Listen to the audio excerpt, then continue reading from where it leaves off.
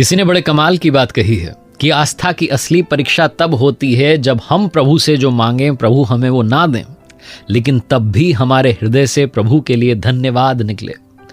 नमस्ते, my FM से मैं हूं आरजे कार्तिक। एक बड़ा छोटा सा प्रसंग है प्रभु श्री राम जी का। प्रभु श्री राम जी का दरबार लगा हुआ था। हनुमान जी अपने प्रभु की सेवा में भक्ति में इतने व्यस्त थे कि उन्हें ध्यान नहीं रहा कि प्रभु के जो गुरुजी हैं वशिष्ठ जी, वो दरबार में पधार गए। और जब वो दरबार में पधारे तो हनुमान जी ने उनका सम्मान नहीं किया और इस बात से वशिष्ठ जी क्रोधित हो गए। प्रभु श्री राम के पास गए और जाकर के कहने लगे कि राम, तुम्हें दंड देना होगा जिसने मेरा अपमान किया। राम जी ने कहा कि बताइए गुरुदेव, किसे दंड देना है? अभी दंड दे देंगे।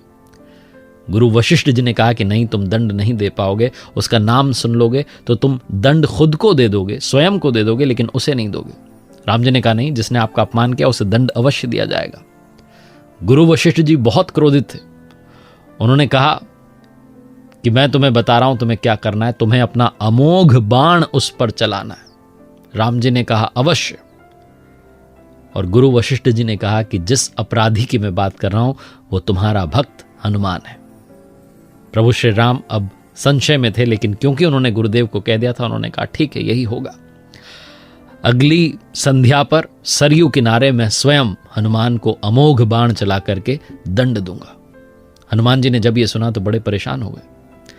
जब अपने घर पहुंचे तो माता अंजनी ने देखा कि पुत्र जो है बहुत परेशान है, पीड़ा में है, तो पूछा तो हनुमान जी ने बताया कि मैं समझ नहीं पा रहा हूं, ब्रह्मांड में मुझे कोई मार नहीं सकता, लेकिन राम जी के बाण से मैं बच नहीं सकता। तो माता अंजनी जी ने कहा कि बेटा, मुझे भगवान शिव ने एक मंत्र दिया जो है राम नाम, और इसी नाम की घुट्टी जो है मैंने तुम्हें पिलाई थी, जिसकी वजह से पूरे जगत ने तुम्हारा प्रताप देखा। तुम बस एक काम करो, जाओ सरयू किनारे और जाकर के राम नाम का जप शुरू कर दो। हनुमान जी उसी क्षण चले गए सरयू किनारे और राम राम राम जपने लगे। अगली संध्या में प्रभु जी अपने दरबार के साथ वहां पहुंचते हैं और अमोघ बाण चलाने लगते हैं, तो उसका कोई असर हनुमान जी पर पड़ता नहीं है। गुरु वशिष्ठ जी कहते हैं कि आप पूरे बल से जो है दंड दे नहीं रहे, सजा दे नहीं रहे। प्रभु श्री राम कहते हैं कि मैं अपना अमोघ बाण चला रहा हूं, लेकिन हनुमान पर कोई असर नहीं पड़ रहा है, क्योंकि हनुमान जी एक मंत्र का जाप कर रहे हैं। गुरु वशिष्ठ जी ने पूछा कि क्या मंत्र है? प्रभु ने कहा वो राम राम राम जप रहे हैं। मेरे अमोघ बाण का असर मेरे भक्त पर नहीं पड़ रहा, क्योंकि राम नाम की महिमा उसके साथ है। गुरु वशिष्ठ जी ने प्रभु जी को प्रणाम किया और कहा कि मैं दरबार छोड़कर, नगर छोड़कर आश्रम जा रहा हूं, मैं भी बस राम नाम ही जपने जा रहा हूं। राम नाम राम से भी बड़ा है, इसीलिए कहा जाता है कि राम से बड़ा राम का नाम। ये महा अमोघ शक्ति का सागर है। जिस पत्थर पर नाम लिखा होता है राम, वो पत्थर तैर जाता है। ये राम नाम की महिमा है। छोटी सी कहानी जो प्रभु की भक्ति में लीन होने के लिए प्रेरित करती है।